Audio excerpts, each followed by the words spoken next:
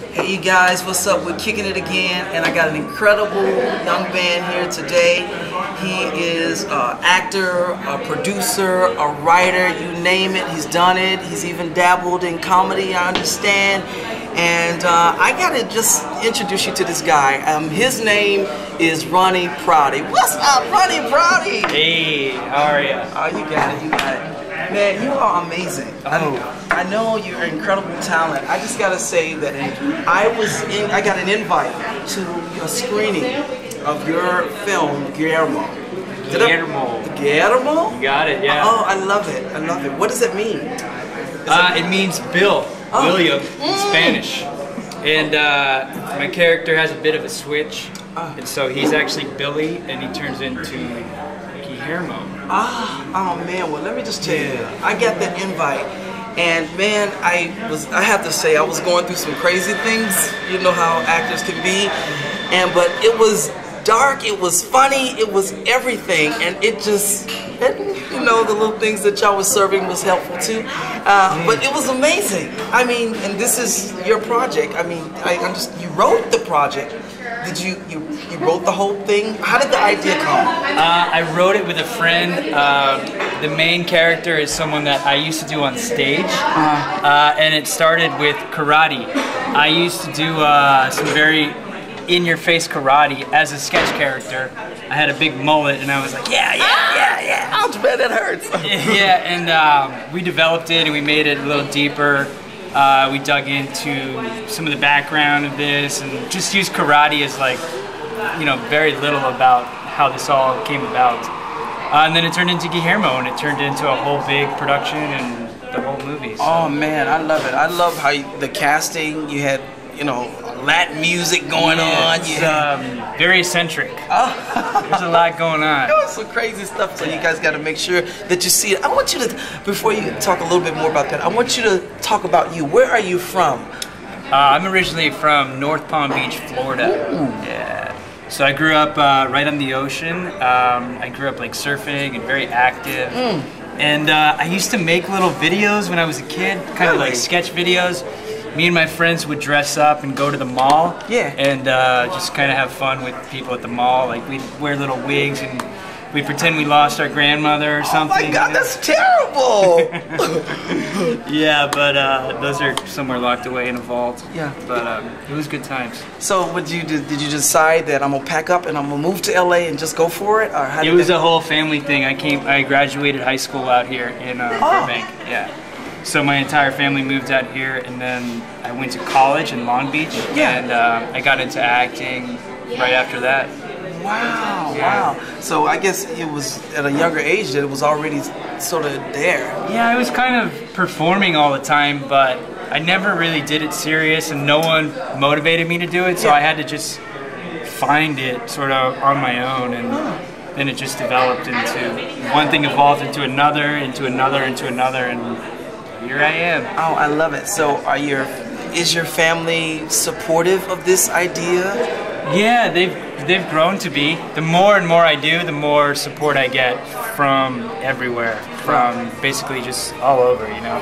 The whole universe like provides. We don't need to get into all that, but basically, yeah. I love it now, because sometimes parents, you know, do a job where you can get paid money right away, or you need to do this, or what is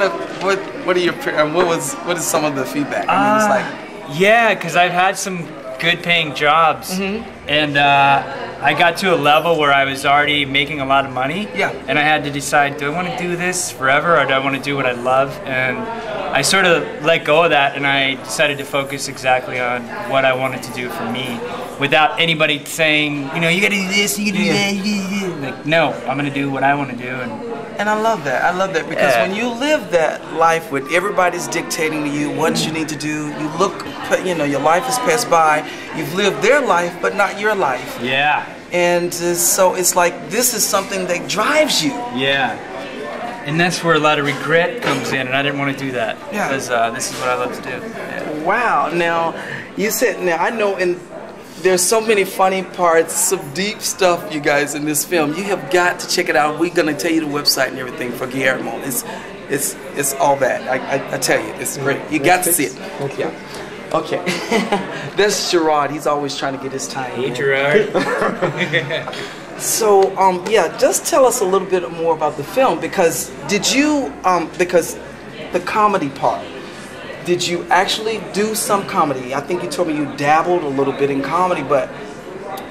I started with stand-up and sketch, and a lot of improv. I have a very strong improv background, and a lot of the scenes I actually improvised myself with some of the other actors. Lana is one of my best friends, and John. I used to, my two co-stars, one of them I used to perform improv in a group with, and the other one I just studied acting with. And so I always involve my friends in the projects that I do. Oh, that's awesome. And, but yeah, a lot of it was improv. We wrote a lot of stuff, and then it was just like, okay, this is kind of what you can say, and go. Oh, wow. And the director, though, who I work with, is like a genius, and he's responsible for so much that I can't bring, and vice versa. Our talents are complementary. What's the director's name? Travis Green. Oh, wow. Had y'all done other projects before? No, this is our first project. Oh, but we've done 3 since. We're on our 3rd now. Oh, I like that. Yeah. I like that. And I like this idea. Now, people are always complaining, who you know, who you know. What do you feel about that when you work with actors who you actually know? I like it. I feel there's already a connection. I mean, I've definitely worked with people that I just auditioned and I just got the part.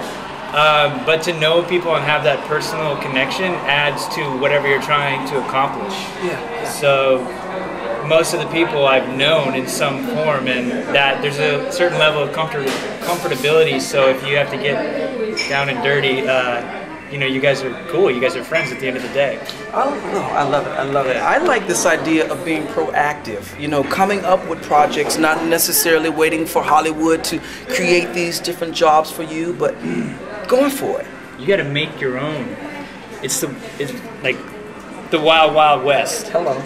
You just got to do it. You got to be out there on the internet. You got to make your own films. It's like no one's gonna come find you on the street and say, I mean, maybe 30 years ago. I love it. I love it. And maybe today, but if you're not really proactive, like, you know, good luck. Oh, sorry. Yeah. I love it. That's it. Is there anybody that sort of some role model or somebody that inspires you? Forever it was Jim Carrey. I love Jim Carrey. Oh, I can sort of see that now. I love Jim Carrey. And then I started to really appreciate drama in like Daniel Day-Lewis. Oh, obviously, yeah. Way up there. Heath Ledger was incredible. Leonardo DiCaprio. Oh, yes. A lot of great. I mean, Jim is comedy. When I started, I was kind of a hybrid between Jim and this guy named Andy Kaufman. Yes. Oh, from the 70s. Oh, yeah. I did a lot of very social experimentational I can see that in this film. Yeah, and so I kind of, you learn and you get inspired by people, but then you have to find your own voice. I love it. And so that's kind of where you have to figure everything out on your own, sort of thing. And so you start there. That's your starting point, and then that leads to this and leads to that, and then you become you instead of you trying to emulate or imitate somebody. Now, this idea of being proactive and creating projects, you know, there always has to be funding. Now, what was that like? Now, actually, you know, going and trying to encourage people to invest in the project, what was that like? Fortunately, we generated our own funds and it wasn't outside people, so it was basically we get to say and do whatever we want. Oh, what does that feel like? Amazing. Oh, yeah, man. it's amazing. It's like your voice, 100%, whatever you want to do. And so it's a luxury and it's a freedom and it's just great. I mean, what else could you ask for? Oh, I love it. I love it. Yeah. The independence. Fortunate. I feel blessed. I feel grateful. I feel very fortunate to be able to have that in my world, in my community of people that I work with. Oh, I love it. Now, is there a certain message that you're trying to, or is it just fun, or what? For that film particularly? That film is, that's just kind of a mind trip. I love it. You decide what actually happened. Like there's a series of events that we definitely set up, but at the end of the day, it's kind of everyone walks away with a different story. So that's what we put out there. And if you read it, that's exactly what we set out to do, and I feel that we accomplished that. Oh, I love that. Because a lot of people have different views about who he really was, and there's a little bit of a twist. I like that. And so, you know, every film has its own voice. So, as a particular message, I think each film has that message. Now, with this particular film, was it something that came to you at night, the idea of it, or how was it? I think you mentioned something, yeah. It started with a character that was just strictly a sketch, kind of a goofy, like, karate guy, and we just developed that further and further. We shot one scene where I was going nuts in front of a mirror, just, come on, hit me, and we really liked how it turned out, and so we were like, okay, what can we build upon this? And we built this, and we built another scene, we built another scene, and then we built this whole office, and then we built everything, and then it all fit like a puzzle.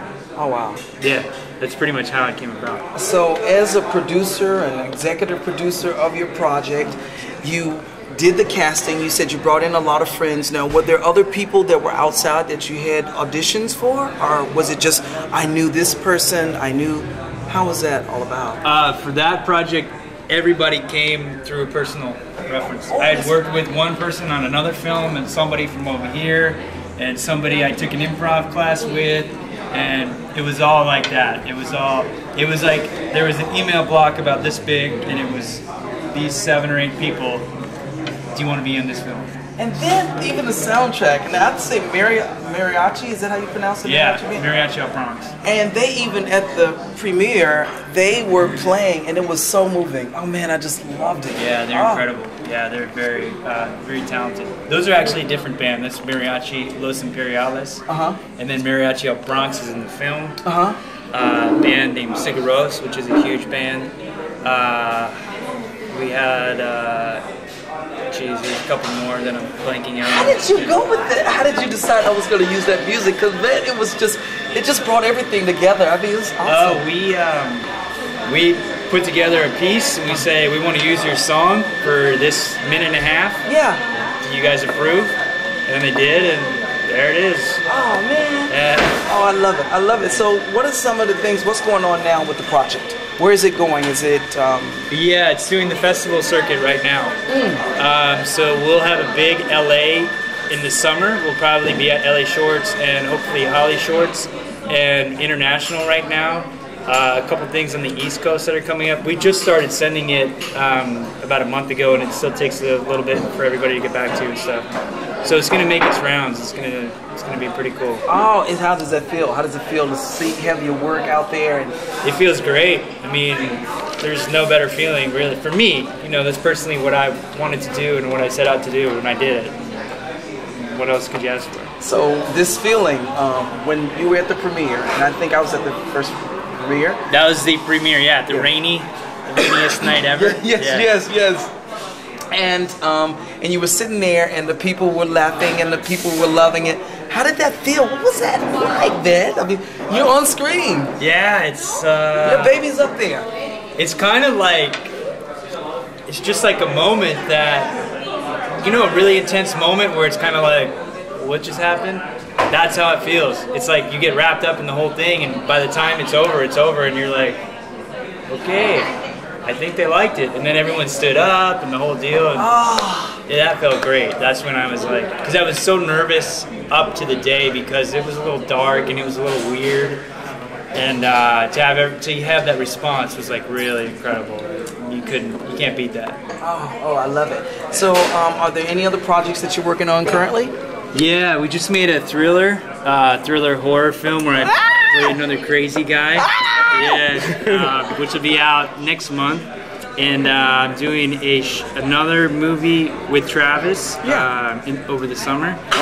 And then I have a couple other things that are on the plate, and we'll see what happens with those. Oh, I love it. Oh, Ronnie, man, it's been great, hanging out with you. You guys, we're going to have all of Ronnie's information right down here where you can go to the website and find out more about Guillermo. and all the other projects, the thrillers, the festival, everything that you need to know about Mr. Ronnie is going to be right here. So you got to give him some love. Ronnie, I got one thing to say. Thank you for kicking it with me.